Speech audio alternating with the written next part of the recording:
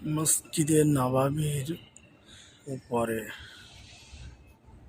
এগুলো কিছুটা এই প্লেয়ার ডান সাইডে এখান থেকে এই বাঁ সাইডের প্লেয়ার পর্যন্ত এটা ছাদ দেওয়া আছে বহুত লং।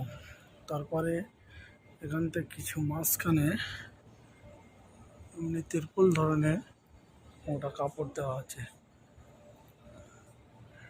লং চলে গেল সোজা থেকে।